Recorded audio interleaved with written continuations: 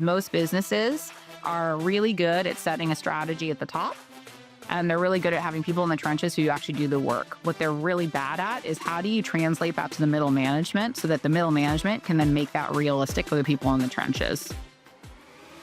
Welcome to Signal to Noise by Riviera Partners, the podcast where leading executives share how they cut through the noise and act on what matters most. We go beyond the headlines to explore the pivotal decisions, opportunities, and inflection points that define their careers and shape the future of the companies they led. It's time to cut through the noise and get to the signal. In our last episode, Tiama discussed tuning out the noise of legal tech, her pivot from being the smartest person in the room to a high-trust leader, and the 3 core signals she uses to identify elite talent. If you missed it, be sure to check out part 1. In part 2, Tiama dives into the technical and commercial side of her role. She shares her strategy for driving focus through metrics, the cultural differences between the US and UK tech scenes, and her rapid fire takes on the tools and habits that keep her productive, including her surprising love for Swedish tech culture. It's time to cut back through the noise and get to the signal. You've obviously slightly different topic, but kind of coming from the States and coming over here where product, well, 2 parts actually. One is kind of being a product leader in Europe and having had experience in the States. So your overall take on that, but also the, not computer science background, not a maths whiz, but being a CPTO now and running the tech org as well, how you've navigated that. It's happened twice now. That is, no one's more surprised than me. I think I suppose what it does is it just comes down to that whole, you had asked a question in the lead up to this on frameworks. And actually this framework leads into that answer. So a previous boss taught me about this concept of MECE, which I don't know. Have you heard of it before, Glenn? No. Okay. So it's kind of like an old school consulting one. A woman named Barbara Minto created, I think she was McKinsey's first female partner, and it was created as a communication tool. MECE is mutually exclusive, collectively exhaustive. So how do you take a problem and break it into mutually exclusive parts and make sure that all those parts are collectively exhaustive in terms of how you would solve that? And for me, that level of thinking has been incredibly important in allowing me to be an effective communicator, allowing me to understand businesses at their most abstracted levels. And as a result, I can translate and I can see connections. So when it comes to the first part of your question, US versus UK, I've been able to quickly understand that UK and Europe, it's like there's tension. It's like on one end, they prioritize and are more interested in hearing about how you're reducing risk than in the States. It's about how you're driving growth. But yet, on the flip side, they want to move into how do you drive growth? How do you have more commercial thinking? I think that's why you see a lot of GM roles now or CPTO roles, because they're trying to be like, okay, well, let's product hasn't necessarily worked really well for everybody. And so they're trying to figure out how do you get use out of this, right? How do you get the most out of product? And so they're either collapsing them into tech because they're finding that, those 2 functions are not working super well together, or they're turning them into like GMs because they're like, okay, well, we have to be commercial. So let's have this CPO turn into a GM. So, that's been fairly consistent in my experience. And so then what I try to do with the teams is talk to them about how risk management is important, of course, but we also need to lean into growth and thinking about, well, how do we actually approach the European and UK markets in a way that the risk of inaction is greater than the risk of action, right? And then that's how you kind of start to try to break that down with those customer sets. On the technology side, it's the same thing, mutually exclusive, collectively exhaustive way of thinking about something and breaking it down to those smallest component parts, because then you can talk about them. It doesn't matter that I'm not a technologist. It doesn't matter that I'm not writing Python. Like, I can talk about them to my teams and we can talk about why they matter. And I suppose that goes back to your question on interviewing. I've got to have people who can abstract, because that's how we're going to communicate. Like, if we can't break things down to Lego parts, we're not going to be able to build ideas together, right? And so I think for me, that's been the way it is. And I just hire, or like in the case of MENA, have technology leaders who are not threatened by me and want to partner with me and don't mind me asking a million questions. And, I've been lucky. It's been manageable. Love it. Yeah, it's one that we've, over the years here, it's gone back and forth of 1 year CPTOs on Vogue. Next year, we want to split it all up and then go back to it again. So quite often you find there's not that many people who've done it, especially like yourself, multiple times. It's But fun. I have to say, it's very fun. I encouraged one of my really good friends on the West Coast who works for, well, I won't name in case she doesn't want me to, but she was getting pushed by her board to take the T, small T. She's like, Tiana, I can't do it. I was like, if I can do it, you can do it. And she's doing it. She's like 5 months into that role. And she's like, Tiana, you're right. It's so much easier to get shit done because you're not having to kind of go through it's obvious, right? You're not having to go through another person to translate, but you can only do it if you have a high respect environment, high psychological safety, and nobody's embarrassed to just say, wait a second, I don't get it. What are we talking about here? yeah, and you're very good, I think, about building that type of culture where people are not afraid to make mistakes with that kind of growth mindedness that you talked about.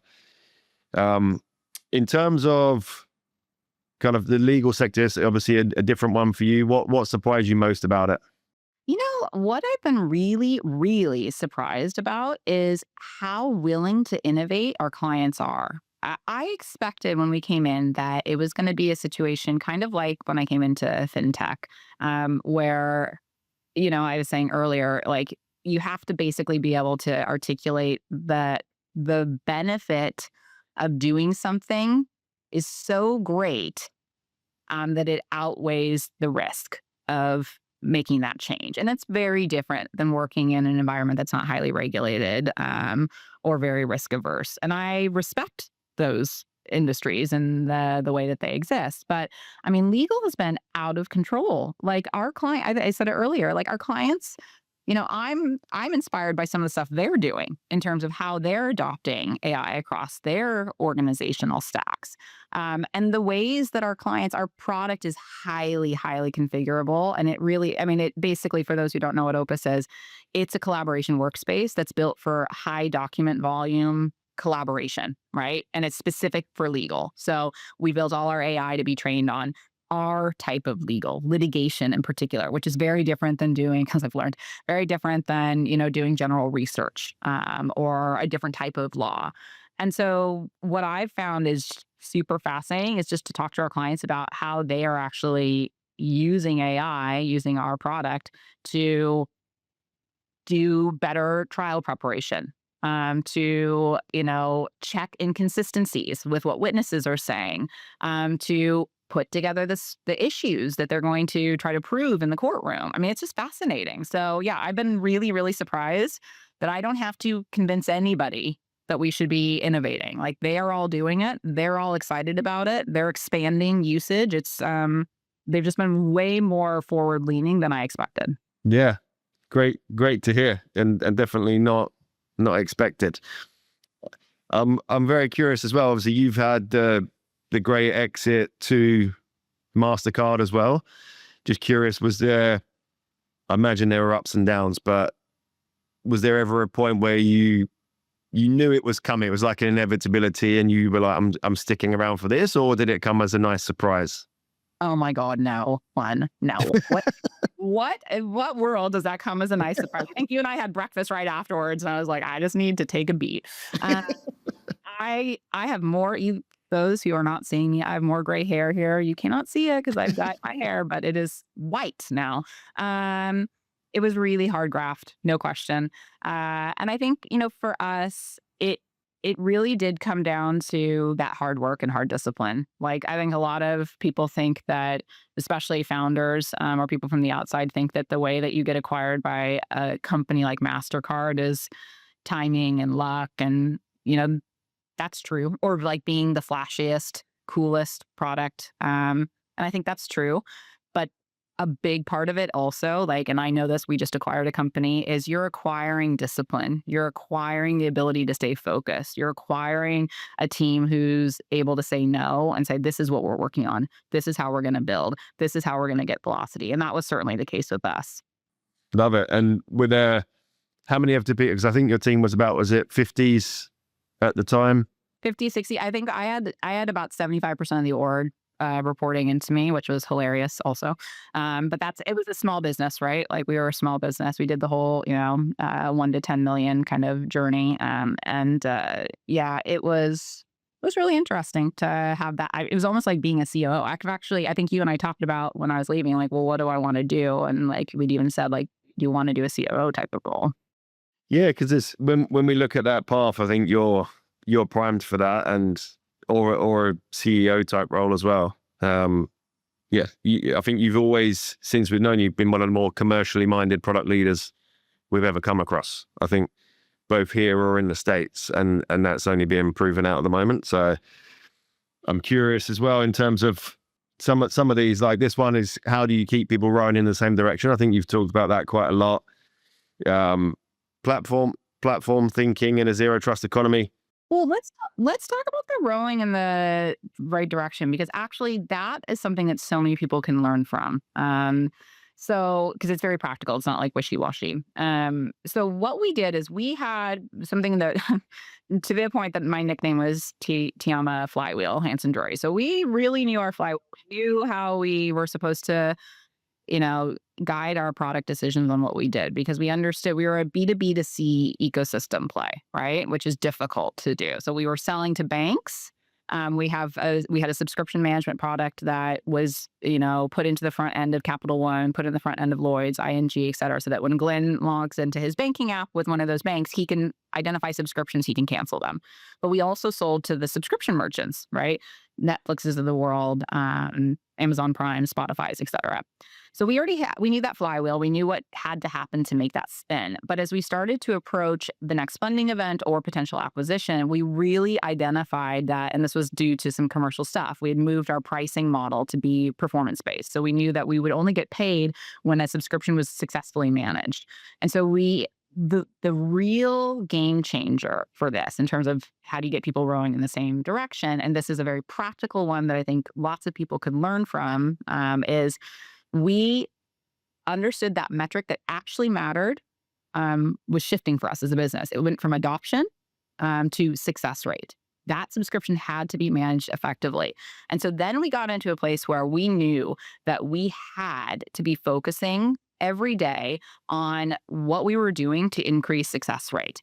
Zeroing in on that one metric was the thing that was going to matter the most for a good funding event or a good acquisition event. And so once we aligned on that, everything snapped into focus, and it was a cross-functional organizational approach. So we had a cross-functional team that was product, engineering, marketing, operations, finance, commercial, and we met weekly. And all we did weekly, we actually met multiple times a week, but we had one like where we all came together. So I forget what it was, but like Mondays was operations day, Tuesday was sales day, Wednesday was product day. Like everybody knew how they were moving that metric, and everybody was doing experiments, sharing the learnings from those experiments, and then we were operationalizing what was going wrong. What was going right, and we were killing what was going wrong. That was so important because that's how we actually moved that every week. And it was a fundamental differentiator for us because we built so much IP through that process. But also, so like if I wasn't there, everybody knew why we were going after success rate. I didn't have to be in the room. I didn't have to be in the meeting. Like people knew. So they were all rowing in the same direction. And what was amazing about that is some of those people, they've gone on to have incredible careers, even in the short period of time at MasterCard, because they got to show their stuff. They got to stand up on Tuesday and be like, here's what we've done. This has made this impact. We brought this merchant onto the network, and I just think that was such an amazing way to drive laser focus on a metric that mattered, commercially driving impact, and do it for the benefit of the team. Not only are they all rowing in the same direction, but they're getting the glory of it too. Oh, it sounds genius, and it sounds so simple again, but it's actually doing that meeting and getting value from it. It was so not simple. It was so hard. I mean, and there's so much stuff that doesn't work, and try administratively keeping track of all that. Like, okay, what are we doing? This experiment, what happened with that one? Wait a second, did someone drop the ball on that? There's so much. So it was not easy at all. And what was your role in it? Were you leading most of that? Well, it was my functions were reporting into me. So outside it says sales and finance reported into my partner. As did our growth bet, which is merchant strategy. So three of those functions, aren't mine, but like when you have a 2-person exec team and one CEO, like everybody's yours. And so yeah, for me, what my purpose is making sure I was responsible for getting that success rate up. That was like so important. My teams touched it. And so I was just there with my teams, trying to make sure that they had the context. They were getting the right support. They were being kept on focus. And I would unblock them where I could. And how do you, because again, I think you need a high level of trust in that everyone there is team first as well. So that's probably the first thing, but keeping that unity and having that psychologically safe environment. How do you go about doing that, building that type of environment? I think you just have to show it through experience, honestly. I think you set up, I've always had global teams. I think, I'm just thinking right now is probably the first time I actually have, maybe now and a little bit at MECE, I actually have my direct reports working with me. I still don't have my manager working in the same office. I've always operated in the global world. And so I have a bit of a command control approach there, which is like, look, you give out the vision, the strategy, the way that we're going to get there. Most importantly, the messy middle that I expect to happen between now and there. Name it. Name the behaviors and the culture that will be accepted. I have this saying that's like, you got to be able to bring the sandwiches and say where are the sandwiches. So say you and I, Glenn, are going out and we decide we're going to go for a multi-day hike, something I will never do, but my sister is an outdoors person, so she will. And you are supposed to bring the sandwiches and I'm supposed to bring the tent, right? If we get to the first milepost, day 1 of our 3-day hike, and you haven't brought the sandwiches, I need to say, like, where are the fucking sandwiches, Glenn? Like, we got to eat. We're supposed to be eating. We're supposed to be eating so that we have the energy tomorrow and the next day to get to that. Yep. Likewise, if I forgot to bring the tent, you need to say, Tiama, I can't sleep outside. It's freezing. Like, what are we going to do? You were supposed to bring the tent. And I think you have that by having clarity of, like I was saying, command and control. You have an idea of the vision and the strategy where you're trying to get to. You have the idea that there's going to be 3 days that are milestones that you got to get through, and you know what your responsibility is for that. And so I think the way that works is like you give them that clarity and then you show them that you will both ask the question, where are the sandwiches, and you will be asked the question. And neither of those do you take it personally, because you have a shared goal of getting to that place, and you sat down together and said, we need sandwiches and we need tents, right? Yeah, I love it. People know what they're accountable for and get held to account as well. If you're up for it, we can do these rapid fire questions. Sure. Hit me. I might hit you with a couple of surprise ones as well. So hit me up. So first one, what type of sandwich would you want on a multi-day hike? So many good. I love food. So many good questions. Okay. So can I have a few sandwiches? You can have a few. Okay. No PB&J though. No. One would be a sandwich that we used to eat growing up. I grew up in LA, and we would always make these tuna fish sandwiches with hot sauce, Crystal hot sauce, and cheddar cheese, and take those to the beach. So I take my beach sandwich. Ooh. That was really, really good. Very nice. I think I'd take an American style Thanksgiving sandwich where some cranberry sauce, some turkey, some lettuce, some mashed potatoes and gravy. Basically, that would be one. Nice. Quite a heavy one. Yeah, for a hike. I'm here to eat, man. I love eat. it. Yeah, I love it. And then, favorite book you recommend for any leader? Move by Patty Azzarello. Absolutely. It is so good. Okay, so that sandwich thing, actually, that's inspired by a lot of the stuff that I learned from her and her books. She is just like I'm coaching a CEO right now, and I just said the most important thing for you guys is to get your whole team to read this together and talk about how you're going to do it. Because what it says is most businesses are really good at setting a strategy at the top, and they're really good at having people in the trenches who actually do the work. What they're really bad at is how do you translate that to the middle management so that the middle management can then make that realistic for the people in the trenches. So it's how do you move as an organization more effectively. Love it. And in one word, what does great product leadership mean to you? Vision. Vision. favorite AI tool at the moment? Mine's boring. I was thinking about this. You guys asked this, and I was like, should I try to make a sexy answer? No, I'm not going to.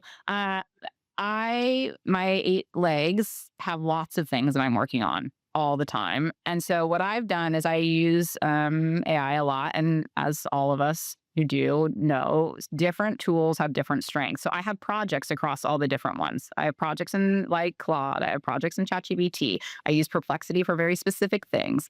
And I just use those projects a lot, and I feed the context and make sure it's staying up to date. And it's so helpful because I can just pick up where I left off. Again, that attention deficit hyperactive disorder. I mean, this is like, oh, only I want to jump to that. Okay, let me talk about it. Let me think about it. Okay, cool. Pull that in. So honestly, very boring. But I do that. And then the one that so many people don't really know about. And so I just feel like a need to communicate it. Like they know about it on LinkedIn, but then in day to day when I talk to people, they don't. It's just Notebook LM. Like I just find it so brilliant. It's so great. I don't know it. I don't know it. Yeah. You know? Oh my God. Okay. So Notebook LM came out of a little innovation team in Google. What you can do is you could take any information you want to learn and you chuck it into Notebook LM and it turns it into a podcast. So the same way you would do a prompt. So what's something you want to learn about, Glenn? Oh, that's a good one. French. I'd like to learn more French. Okay. Do you have a basic understanding of the language already or no? Yeah. Okay. Okay. So then, and what would be a good example of an outcome that you would have learned more French? Is it like you can speak conversationally? Like what would be something that would show you've done that? Yeah, I think when I answer in French in Paris, that they respond to me in French. Okay, They perfect. don't just speak back in English. Perfect. So what I would do then is I would find a few pieces of content that are going to be important to that. So maybe it's a few examples of really good conversational French. Maybe it's a dictionary list of words that you really you don't know, but you should know because you're going to be checking into hotels or you're going to be ordering a coat to have made. And so you pull out your vocab. And maybe you pull like something on, the way that the French language is created and hacks on how to learn it. Maybe those are your 3 sources. You chuck it into Notebook LM and you say as your prompt, I want to go from where I am today, which is I understand the language and I can speak basic things. And I want to be able to have great conversations when I go into my favorite restaurant in France. And that restaurant is this. Same way you would do a prompt anywhere else, right? Give as much context as you can. You set enter. It creates a 5-minute podcast interview. Glenn and Tiama are suddenly, it's not us, but it's 2 people. It is a man and a woman. They're suddenly creating a podcast talking through everything that you put into it in a way that you will learn from. And so it's a really nice way to learn. People think of it as a research and learning tool. When I left Minna, I put my resume and I put like all my public speaking things into it. And I said, talk to me about how to market this person. And it was really interesting. It was very humbling and interesting to hear a podcast discuss me and my career. It was very interesting. So Notebook LM is another one. Amazing. I can't believe I've never heard of it. It's cool. Favorite film? I'm not a big film person. I'm a murder and like Scandi Noir TV watcher. Oh, any good ones at the moment? Oh my God. I mean, I think I've watched them all. I just binge them. It's horrible. I think Department Q was really good. If anyone has seen that, I'll give that a shout out because my team's in Edinburgh and it's set in Nice. Edinburgh. So Yep. Very, very good show. Yeah. Product leader you would love to have been mentored by? Probably what's her name? Elna Verna, growth woman. Oh, Lovable. Yeah. Lovable now, but I mean, she's been Yeah. Sign. She's been everywhere, right? Like I started following her really, really early on. I actually had her on my podcast when I used to do the podcast with PLA, and I just love the way she thinks. Like it's a different. I think commercially too, but I've never done growth, right? I've never done that growth mentality, and I think right now in an AI world, it's so important. Like I know someone who's building, the way they're building product right now is literally they're just doing little client hackathons every week. And then anything that comes out of a client hackathon, their teams take to 10 customers and see, do those customers want to buy it? And if they do, then they get put into the roadmap.